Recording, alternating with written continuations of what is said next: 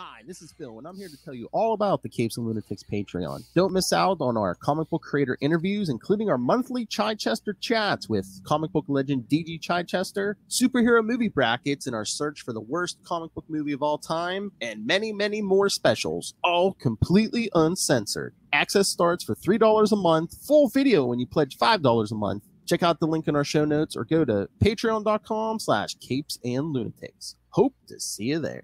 This is Luca Perich, host of a Totally Turtle Sports and Gaming YouTube channel, and you're listening to the Capes and Lunatics Podcast Network. Recording has started. In a world of capes and lunatics, of gods and monsters, there are those beings so dangerous that no single hero can face them alone. In those moments will rise Avengers. This is Avengers Declassified. I'm your host, Charlie, the Professor Esser. And with me, as always, is the blue-eyed bomber from the Burger Pits. Phil Podcast Perich. Podcast. So glad you showed up, man. Thank you. Oh man, this is great. This is the second half of the 12-issue miniseries of Black Panther, featuring Shuri as the Black Panther. She was rejected in the first half. She embraced the Panther in the second half. She had this great arc, and now she must solve the political problems of Wakanda. You can see the influences from this on our current movie, although obviously the two different universes are clearly diverged. You want to do this issue by issue, Phil, or do you want to do this? It's up to you. I mean, we could do it as one thing if you want. Well, why don't you just start us off? Let's begin at the beginning, as they say, Phil. Philip, how does the story start? I mean, we basically see Shuri taking, I guess, the throne, or the head of state of Wakanda. Mm-hmm. Although, you know, that's the weird thing about this. This is one of these moments where Ramonda really is clearly the power behind the throne. Yeah. And you kind of get the feeling that Ramonda, and this is just a shout out to our Angela Bassett, who is so great in Black Panther, the entire Black Panther series, where you do realize that, like, all these young kid Black Panthers, they're kind of out there running around, goofing off, sowing their oats, being vigilantes and whatnot. And that's not really the statecraft that's necessary. But we do get a great scene of Shuri meeting the President of the United States. Oh, yes, Barack Obama, yes. Who is Barack Obama in this, because, dang, because it was 2009. Well, you know what? And this is the thing. You know, this is the thing about presidents of the United States. You can tell that there are artists who say, I want to draw this president in this scene. And it is either because I want to embarrass this president, or I want to show how awesome this is. Oh, Barack Obama was a big thing at that time. I don't know if you remember, but like they were like hyping an amazing Spider-Man cover he was on. Obviously that was the opinion of Marvel, was Barack Obama, cool. And, you know, personal opinion, he was very cool. So, you know, I'm sure there will be people that will say he didn't do this or did do that or did something less than they wanted. But, you know, he was objectively the coolest president in my lifetime.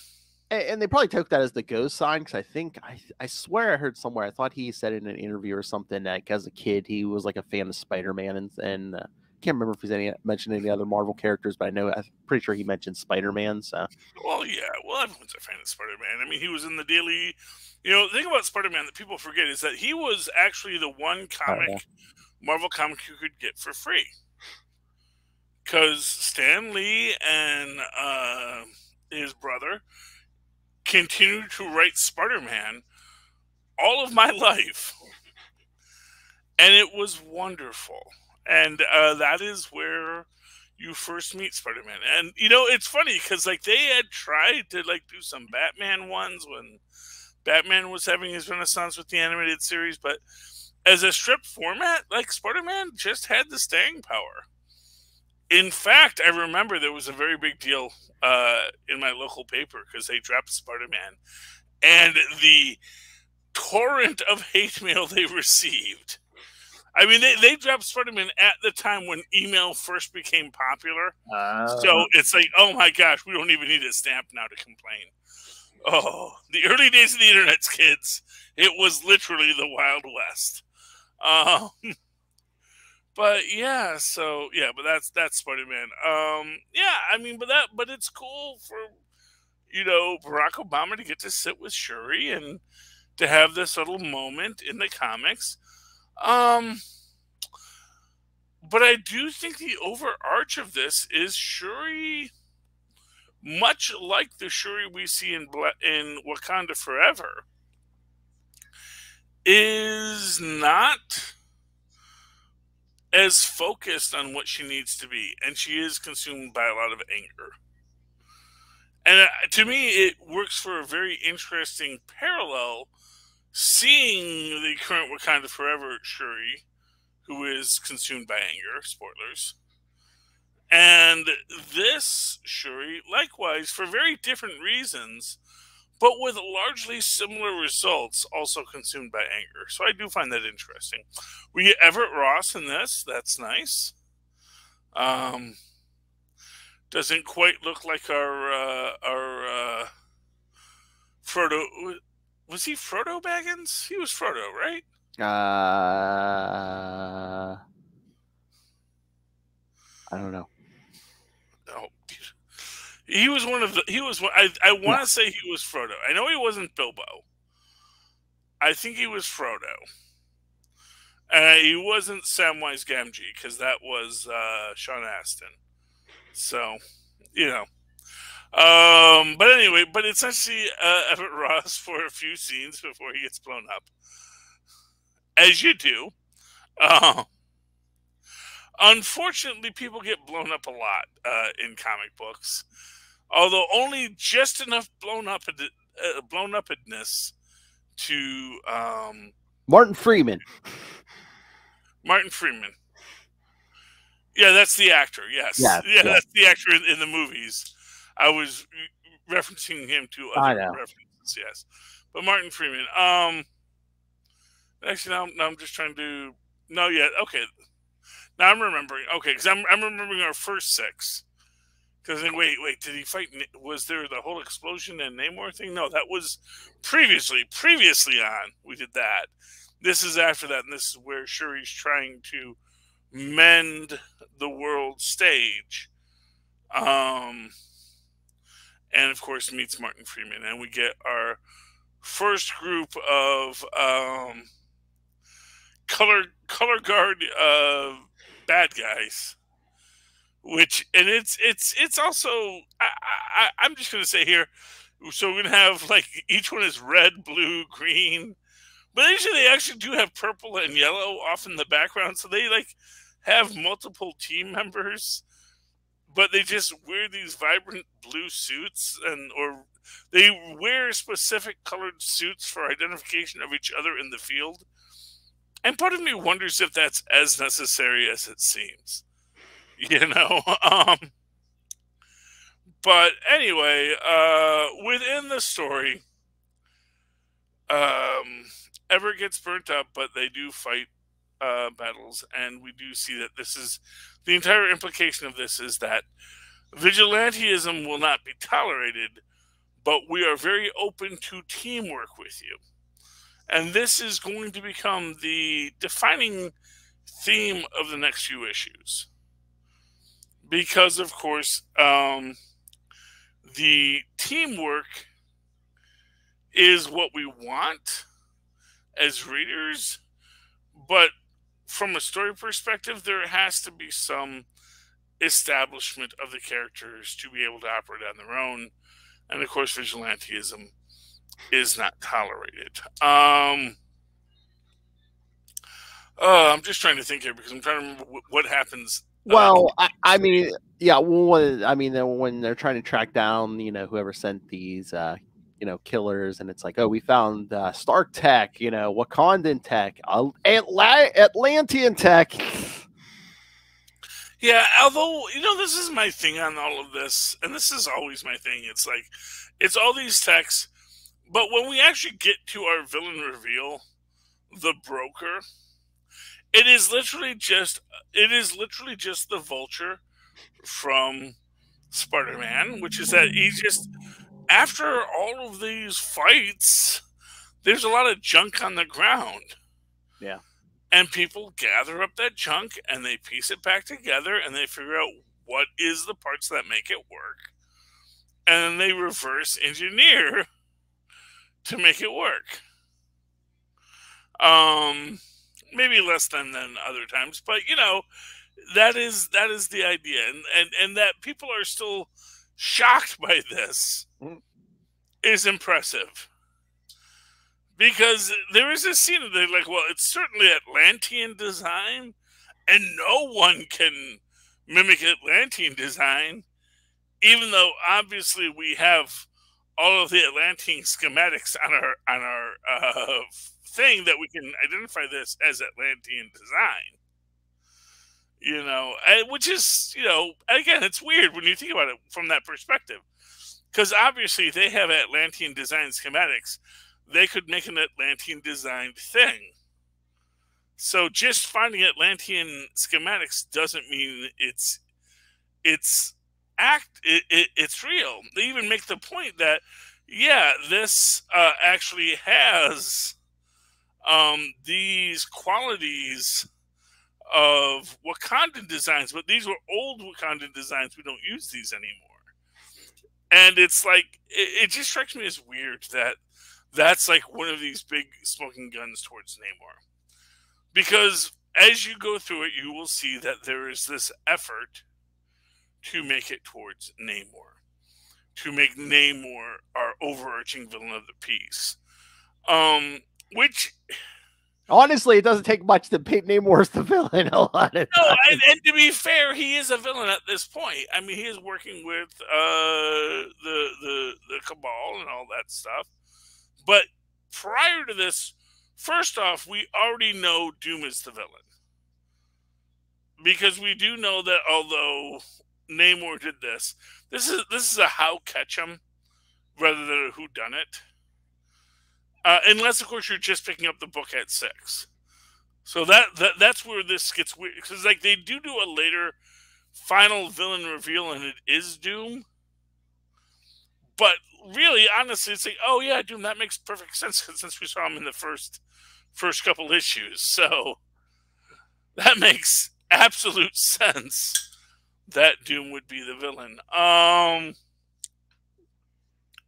One of the things we find interesting in here is T'Challa going into the mystical realm.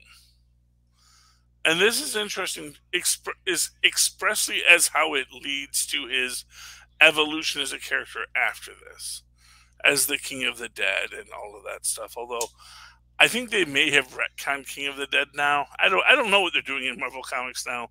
Maybe he's just got a foot in both worlds.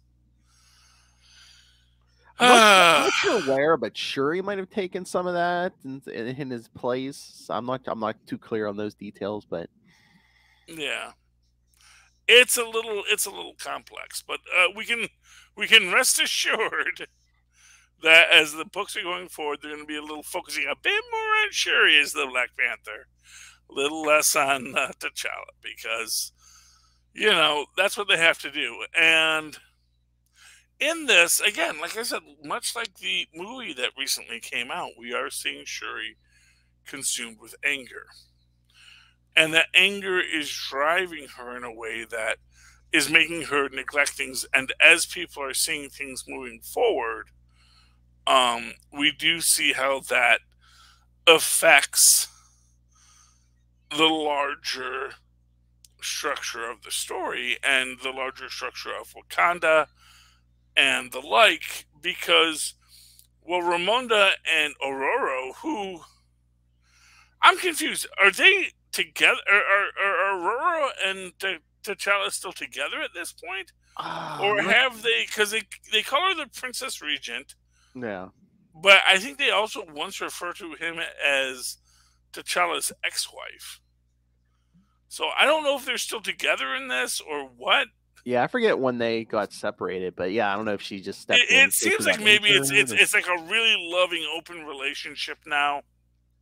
It's like we were married once, but now it's like, you know, being a superhuman mutant is kind of a big deal in my life. So, you know, I can't be a queen, you know. But here she is queening it up, and she's like the first one to realize, you know, whatever's affecting the crops in Wakanda, it's not just a drought.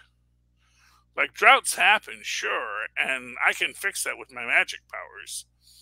And you also get, one of my favorite tropes in this is the talking head programming in Wakanda. Specifically the Crossfire format, which, kids, okay, I don't know if you know this now, but back in the day, this was a thing that was done where you would have someone from the left and the right, each sort of putting up their straw men to be knocked down, and that was called Crossfire. It was a very popular series.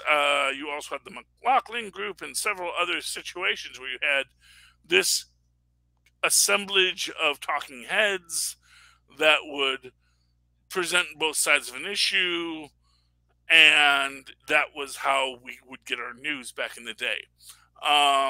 So it's almost quaint when you look at it now that you would have the liberal and the conservative in his dashiki, you know, basically talking about that witch, Aurora, that outsider witch. And I love that, you know, that she's a mutant, she's a witch, she's not Wakandan. All the reasons to hate this person, which is, you know, as Aurora herself would say, how quaint. But you mentioned the what is it, the what is it, the broker, the dealer, oh, the broker. Yeah, I wonder who this guy is. Yeah, but his name is Walter at some point. Yes, but who does it seem like he's working with? A certain college dropout?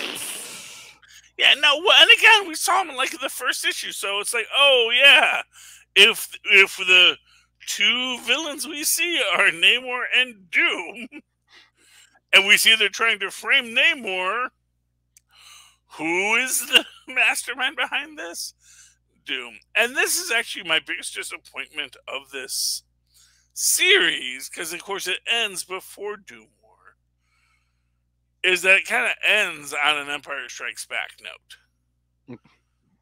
Where it's like, yay, we did the thing, but also, oh no, now Doom has entered the building. But we'll get to that in a bit.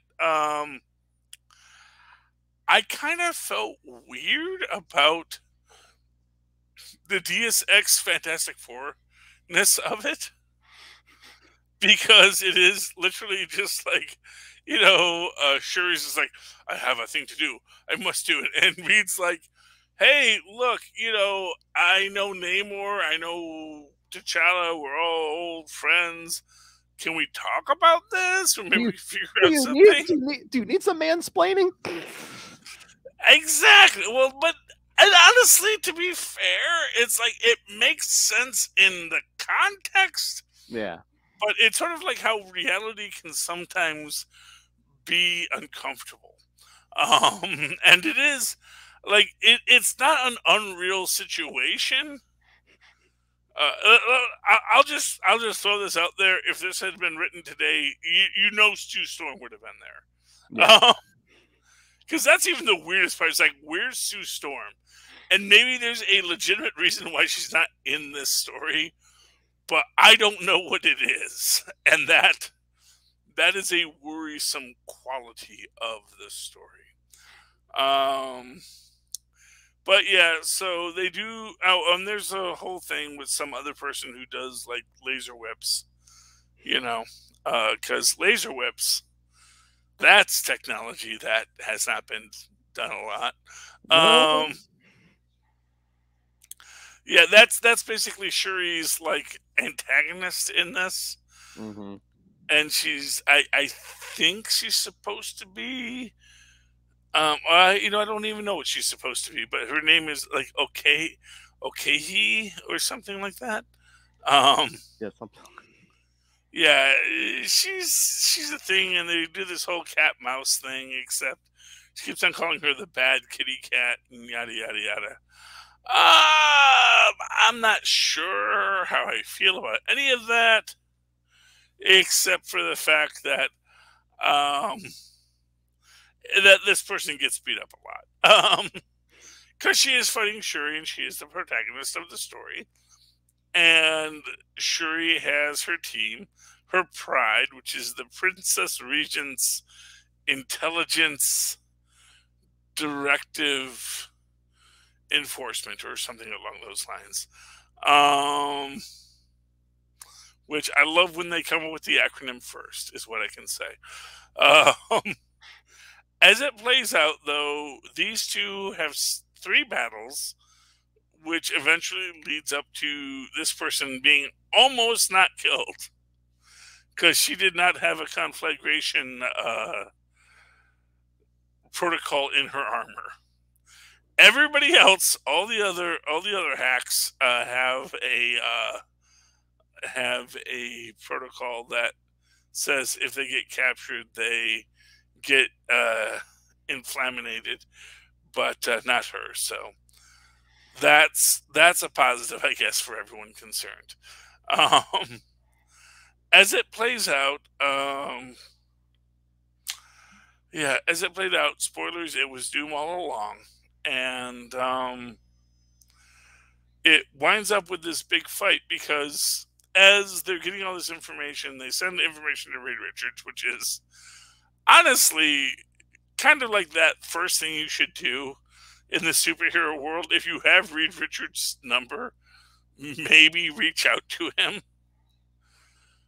But I get the feeling that maybe it's like one of these things where, because he's always right, maybe people are like just rude about it, and they like, I don't want to have to talk to Reed Richards. Reed Richards is just going to say this thing that's either going to verify what I already know, or he's going to make me feel like an idiot for thinking that. And I don't know quite what to do with that knowledge base. I mean, unless it's just, you go to Reed, you're acknowledging Doom, that he's behind. Well, the thing is that they people might just try to ignore Doom. It's just like, what? Well, yeah, because that's the thing is, I was waiting for Reed to say, I was waiting for anyone to say, well, gee, it's all this great encryption that only Reed Richards could have conceived of. Who do we know who might have been able to do something similar?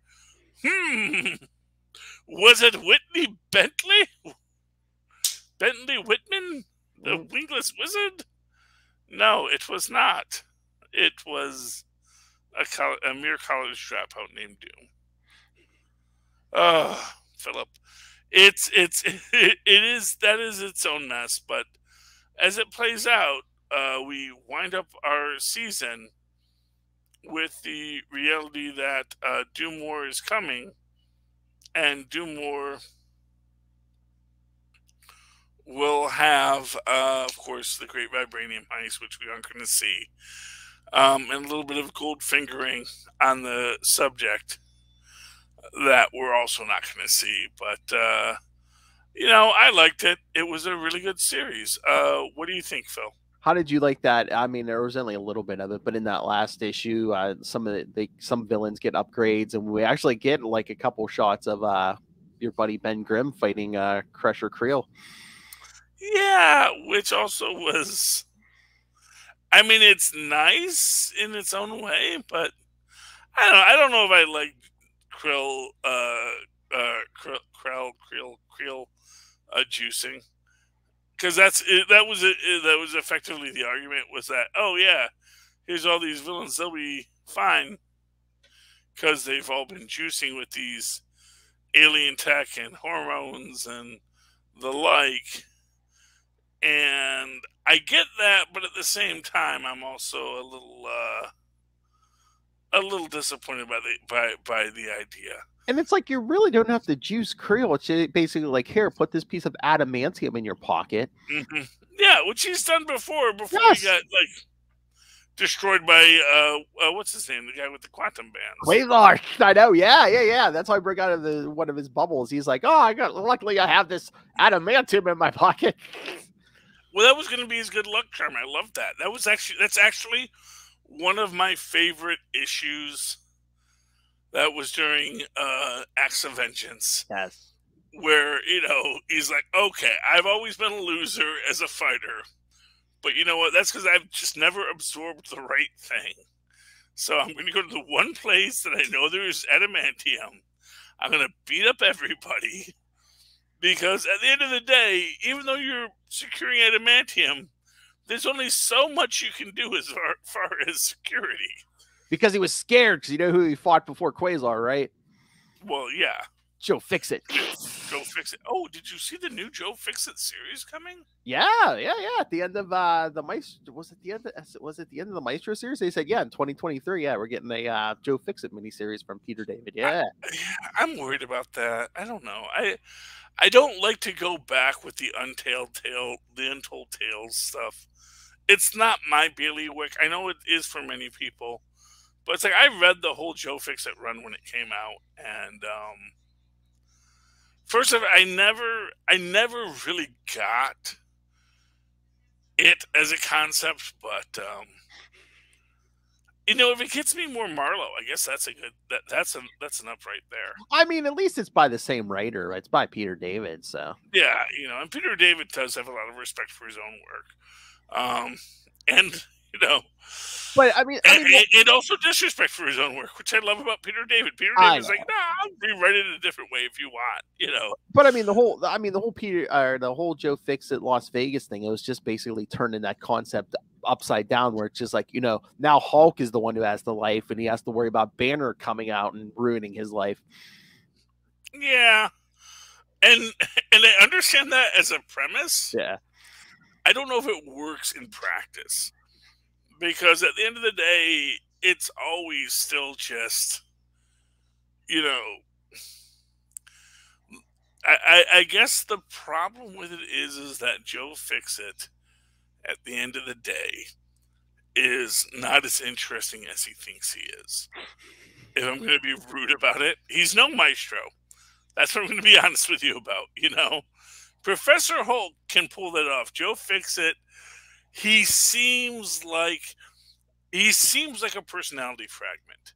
He seems like someone who is informed almost entirely by the fact that he is part of some other story, because he is. I mean, more than any of the other Hulks, pretty much he's more Banner than most of them, but it's like, it's all the dirty little aspects of himself Banner doesn't like to let out. He funnels them through Joe. Well, that's the and that is one of the weirdest things about the Hulk, is that in his, if you've ever read the really early Hulks, and they weren't really differentiating Banner from the Hulk as much as you might.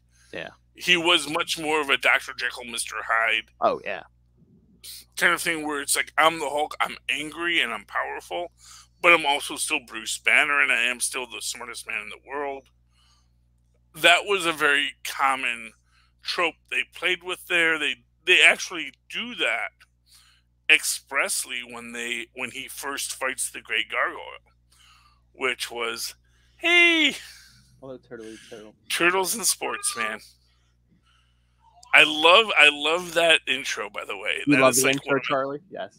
I love that. Well, I love that he is talking turtles, because honestly, I don't. I know the turtles get a lot of love from my generation. It's nice to know that the kids still like the turtles. He just like the brain. Well, he likes turtles, but most of his show is about sports and a little bit of gaming. Okay. Well, we know sports is just Dungeons and Dragons for people who like to run, or people who like to watch people run. And he likes numbers, so stats, and yes, statistics are great, and I do love that. And honestly, I'll have him pick our Super Bowl wins this week, and we'll all make millions. There you go. It's a flawless scheme, Phil. But anyway, moving right along. Anyway, Joe Fix-It. Joe Fix-It, which isn't even in this book, except that, just a reference. But yeah, I mean, we get to the little island at the end. And again, an interesting reference when it's weird when you read these books and then you watch this movie. Like, oh, that kind of reminds me of what they did here. The only difference is that in this movie, Shuri gets him on the island. She beats the heck out of him, exhausts him with the fire flashes, but then still lets him get to the water.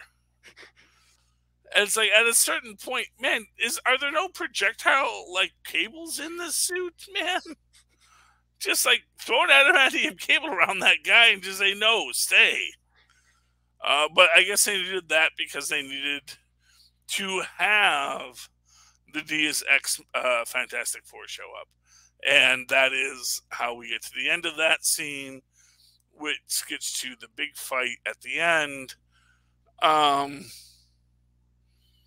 Yeah, I mean, it's a little frustrating where we end in this on 12 because it's clear that there's a whole story next with Doom War that we're not going to get. And I remember reading this when it first came out, and I remember, I didn't mind that, we're going to do more next, because that's just next month. I'll go pick that up. But in this context, Phil, it's super frustrating to say, and that's where we're going to end it. Doom has now entered the vault of Wakandian vibranium. Do you want to do Doom War next week? I mean, how many issues is it? I don't know. Oh, I don't know. And to be honest with you, I was very disappointed by Doom War, so I don't know if I want to do it.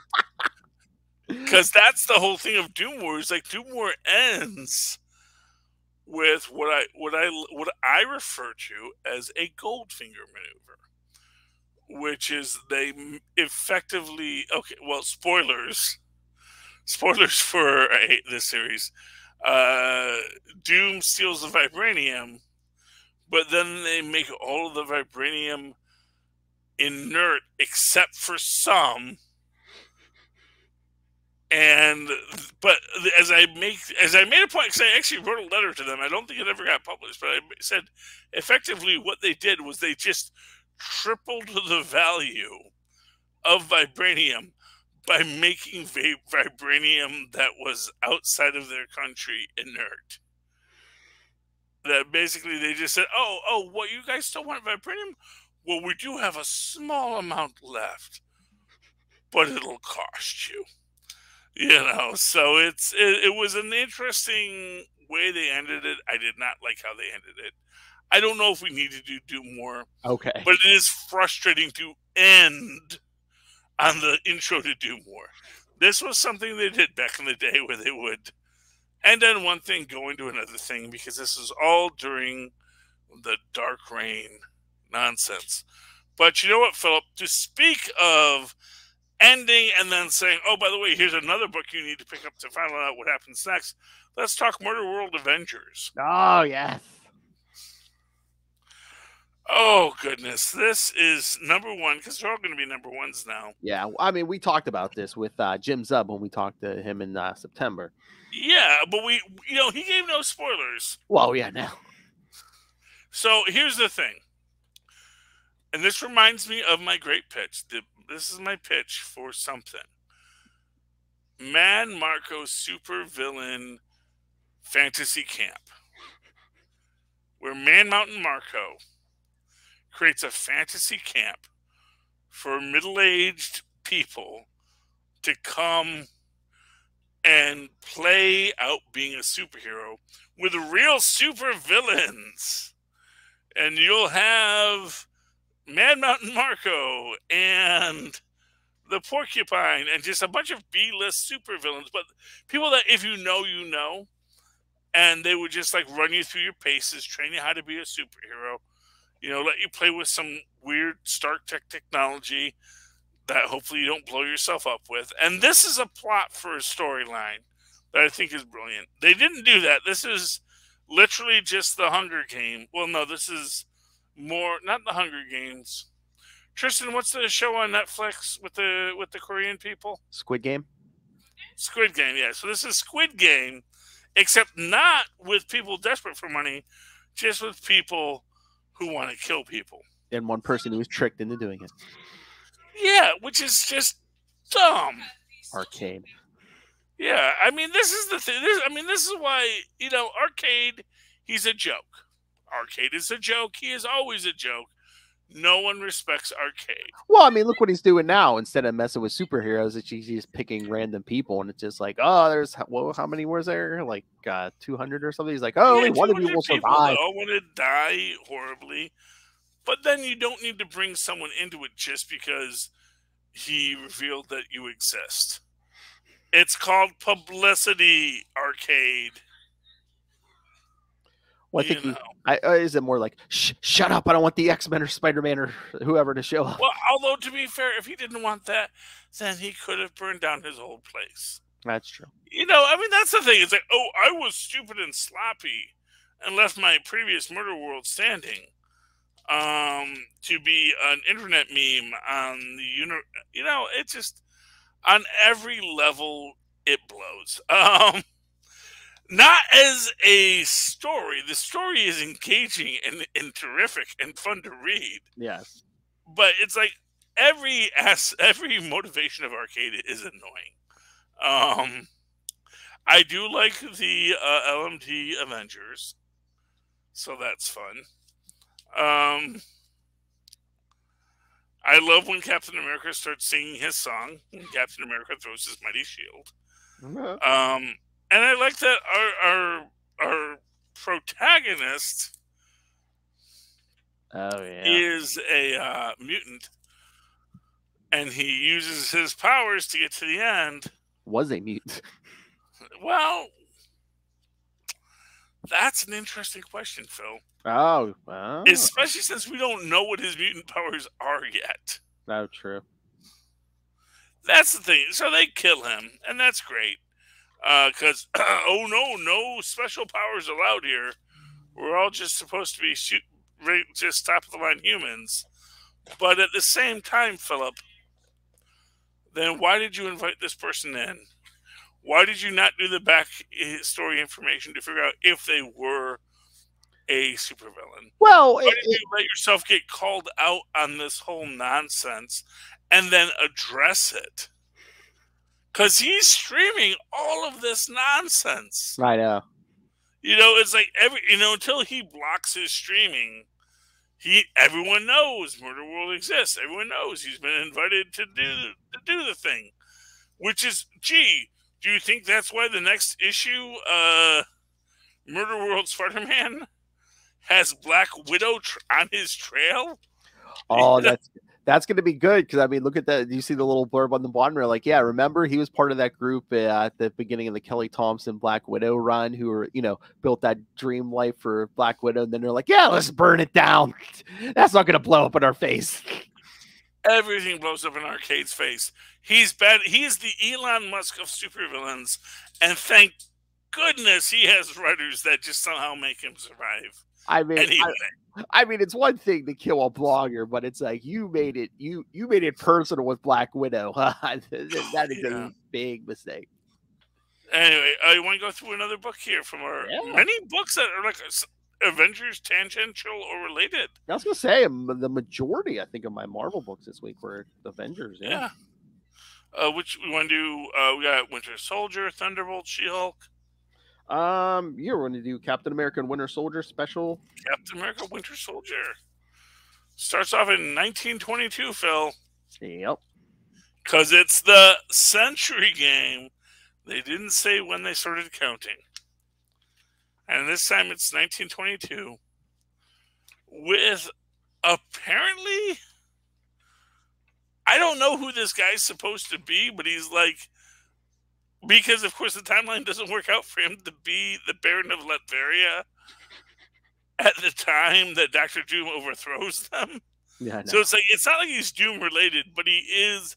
Although, dude, for real, this goes into my whole theory of Doom actually being related to the Latverian royal family, because his grandmother was in some ways sexually congruous with the Dooms of the Latverian royal family, and were thusly the true line.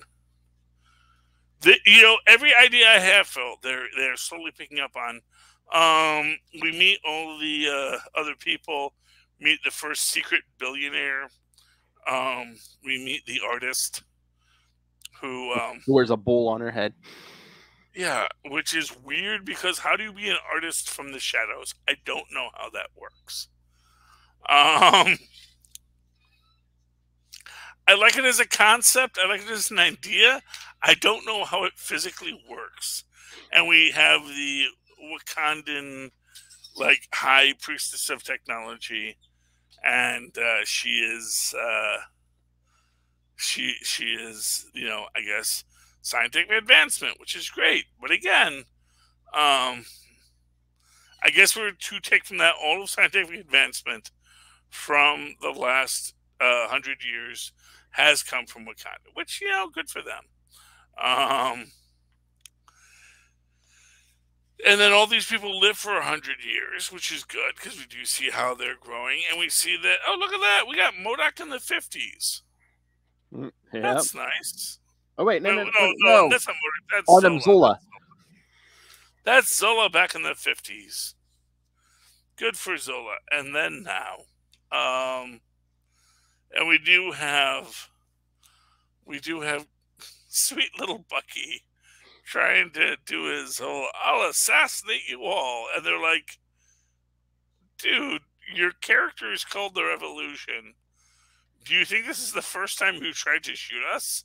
I think that's like a built-in role where it's like they can't physically like attack each other, but they can try to send events in motion to take each other down. But yeah, they can. Well, except none of them have ever been taken down. The only one to ever get taken down is the Revolution, because he says, I am going to set you up so that you kill me, so you can be the Revolution, and you can bring us down from within.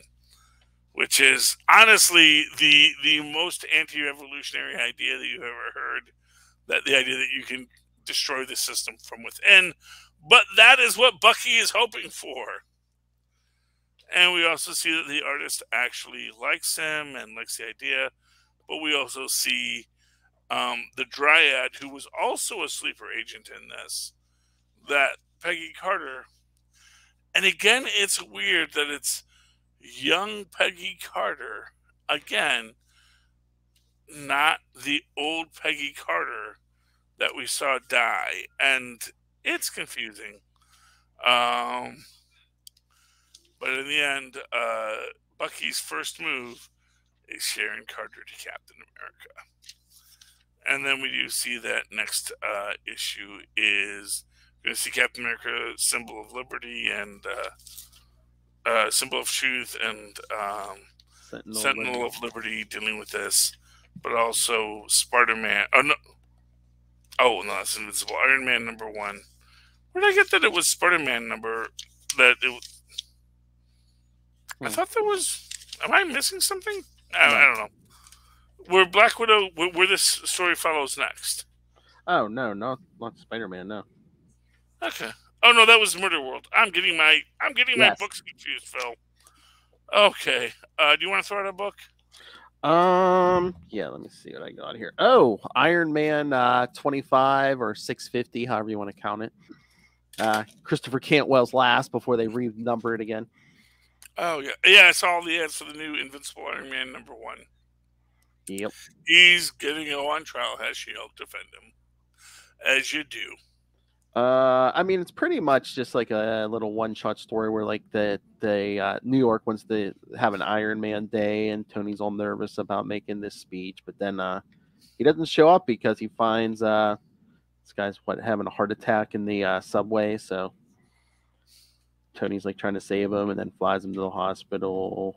But a lot of this is just like a wrap up because it seems like maybe new writer coming in, so Tony and Patsy may not see each other for a while, so yeah, that's okay. I mean, when you're Patsy Walker, you learn to live with the days you're in the white space. But then, it ends with some of Tony's friends having a Iron Man day at Avengers Mansion. Thank you. Oh, well, they're back at the mansion. Good for them. Or they rented it out for the week. Well, Patsy's like, come on back to the mansion. He goes, the mansion? He goes, yeah, your old big house, remember?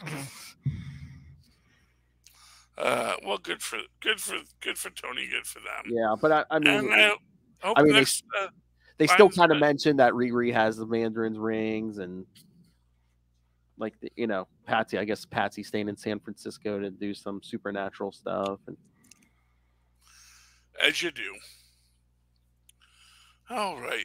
Did you read She-Hulk? Yes, I did. I liked this. This was an interesting thing because this is at once the core of science, but also the problem with super science. Because it is about the two of them, these two people, Mark and April. Yes. Who basically are saying, well, look, if gamma powers are a thing, then how do we crack the code? And they're working through it, and they're trying to figure it out. And, they come to that basic idea that, gee, it's not really fair that just random people get superpowers. Or is that expressly the point if there's a larger plan? I'm a big believer that the randomness of superpowers is important. That is the crux of the Argonauts. Jason really was just being a dude one day, and his whole life gets turned topsy-turvy because he happened to meet Hera. That was not a good day for Jason, even though it led him to be blessed, which wound up being a curse. They eventually get their Hulk's blood, and they get themselves hulked out, just like our hero Todd hulking. But as it turns out, Mark's hulking did not go the way they wanted it to. It's a lot harder because he's a little more hulky. And April gets her whole leadery, brainy thing, but that's not really necessarily what she wanted to. Because they still Jen Walters Blake, so they're like, she's the most stable Hulk. It'll be fine. Yeah, but we do see how the whole thing is.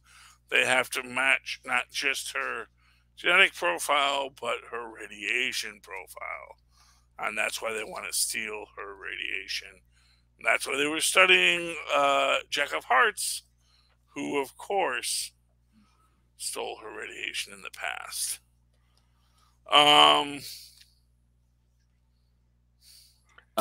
There's the Joe Fixit ad. Oh, God. It says, as Kingpin, it's going to be Kingpin versus him, versus Joe Fixit.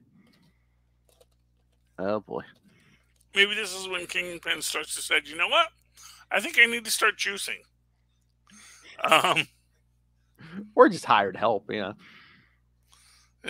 Well, no, but I mean, just like when you think about it as a concept, as we've said about how much more powerful Kingpin has gotten physically over the years, arguably since like Spider-Man beat him up in his jail cell, you get this idea that, this might be the point where he realizes, you know what? I may have underestimated my opponents. Because that's the thing, is like, for a lot of people, Joe Fixit probably, especially if no one knows Joe Fixit is the Hulk yet, that's just a dude with superpowers in Las Vegas working as an enforcer. And they don't know the difference, because it's hard to know the difference between the Hulk and Man Mountain Marco. Yeah. Because they can both burst through walls. They can both, beat up all your goons. You don't know the power level until you actually test it against another equal and opposite power level. And, that's sort of the moment when Kingpin would go like, oh, you're the Hulk. I understand this is a different situation. And maybe that's where he basically makes the deal. Like, okay, look, you get Las Vegas, Hulk. I will let you be here, but just understand, if anyone knows you're still alive, you will have everyone on your butt. And quite frankly, now that I know this gives me some leverage over you. So that may be the end of the plot line. Sorry, Peter. That was most a lot of those Joe Fixit stories. It's like, we could take him, he's a little strong, we could take this breaker guy, and they might by the end figure out he's the Hulk. Yeah well, and so you go, Philip. Okay, you want to talk Thunderbolts or Shang-Chi? Yeah, let's talk Thunderbolts. Okay. Thunderbolts, everyone's clearly got some mind worms in them, because it opens up in Dream World, and literally it is Persuasion and Egro talking about how popular their products are, which doesn't seem weird in and of itself until we get to the Barton line, where now apparently him and Bobby Morse are back together and they're all in love, and then they're called out. And Phillips, what's the first thing you notice that tells you that something's off in this panel? Everyone, heroes and villains, are in older costumes. True. Yes. And and I mean, we pointed it out, but even what's his face is literally dressed like Cable. Oh yeah. Well, my thing is that Power Man is dressed like old Luke Cage. Oh yeah. But I mean, Monica's wearing an old suit. Clint's wearing the old purple suit. Yeah, and really, Ms. America's wearing the classic Miss America suit. So it's neat, and it's all old school. And we get Terminus showing up, which, not for nothing, I appreciate. Terminus is... So this is just a little bit of ephemera from my life. The first comic book I bought at my local drugstore was probably, actually convenience store, was Fantastic Four versus Terminus. Oh yes. With a She-Hulk, and it is just one of my favorite books. So anytime Terminus shows up, I love that. We do get the big fighty fight. We do get this whole thing. We do see that basically we get back to reality. We see that America Chavez has passed out, and Luke Cage in a not Luke Cage, but Power Man in a not quite Luke Cage look is still, he's still there, but he's giving her CPR, and then he goes out. And then basically it is just everyone going out when they go, and we realize that Clint Barton himself has gone out into the fantasy world. And where will that lead? Is this Nightmare attacking? Is this something else? We don't know yet, Phil. But they'll get another $3 out of us next month for it to find out. And also, just like Murderworld, another Jim Zub production. So, yes, good old Jim. I do like Jim Zub's work. And by the way, for all of my dislike of the character of Arcade, that is not a reflection on the story that Jim Zub has written about Arcade. I do want to make that clear. I like the story. I just find the character to be... Well, I think Jim's steering into the skid of, oh, hey, Arcade's bad at his job. I mean, yeah, I mean, really, he is. It's just like, again, like I said, like there's that scene in Austin Powers. Is it Austin Powers or Austin Powers? No, it's actually the original Austin Powers, where like the guy is like saying, "Do you have any idea how much money we make legitimately as a telecommunications agency? We don't need to be supervillains. They legalized supervillainly sometime in the 80s. I mean, especially arcade. Yeah, I mean, he could make like an awesome theme park, like an amusement park. Except for all of the murders. Yeah, I'm just saying, take out the murder, make it a safe amusement park, and he can make how much, it could be the next Disney World, Well, he could do it if he wanted to be a sound investor. That's the thing. Yeah. That is where Man Mountain Marco's, super villain theme camp can be a $1 billion idea, but if it was just about the billions of dollars, it wouldn't be arcade. That's the thing. He doesn't just want the money; he wants the respect, and he wants to kill people. But it's just this is the inherent problem with supervillainy. It's like you could do so much better and probably be happier if you just followed the rules. But because you don't want to follow the rules, you're going to wind up killing people for short-term happiness and then wind up being horribly battered by other people. Because eventually you're going to find people, because you're going to kill the wrong person. And that's one of those things where, when we were reading the Black Panther books, when they arrest Ororo, and I'm just waiting for Wolverine to go, nope, you don't arrest an X-Men. Sorry, I'm going in, and now all of Wakanda will suffer. But yeah, that's that. I do want to give a shout out to Shang-Chi and the 10 Rings, where we find out that there's 12 rings and a whole worm creature. It's a mess, but actually a fun book. I do like Shang-Chi and the 10 Rings. All right, Philip, would you like to tell people how they can reach us and give us money? Sure. Yes, you can always email us, CapesandLunatics@gmail.com, or call the voicemail 614-382-2737. That's 614-38-CAPES. And send us your thoughts, because next week we're going to be starting our Iron Man run. So next time we're going to do Iron Man 131 through 133, featuring Iron Man, the Hulk, and I believe it's the last issue, Ant-Man, Scott Lang. So look out for the little guy. That's right. All right. So so find so send us your thoughts on that. Find your links to all the various social medias, including for Avengers Declassified, all the Facebook fan groups, the YouTube channel, because again, every episode we do gets a video, so smash that subscribe button so you don't miss any of them. Smash it. And of course, the Patreon, because again, this is our labor of love. Every little bit helps because we're paying for this on our own. But $3 to $5 gets you early access to creator interviews, including the monthly Chichester chats.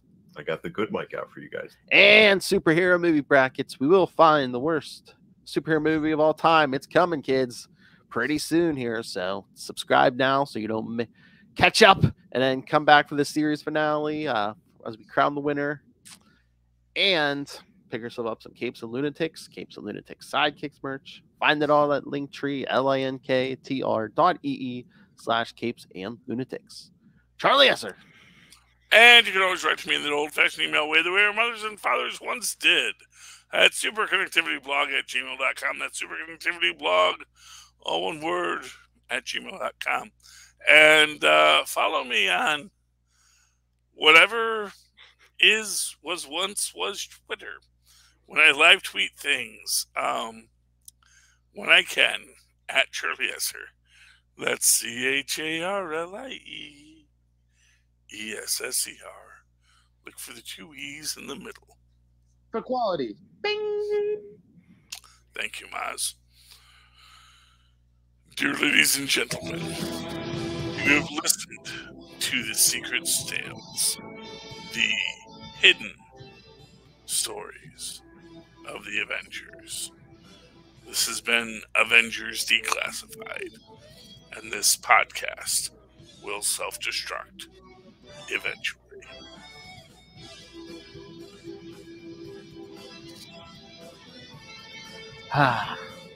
Remember, kids. Yeah, good night, everyone. I enjoyed the story.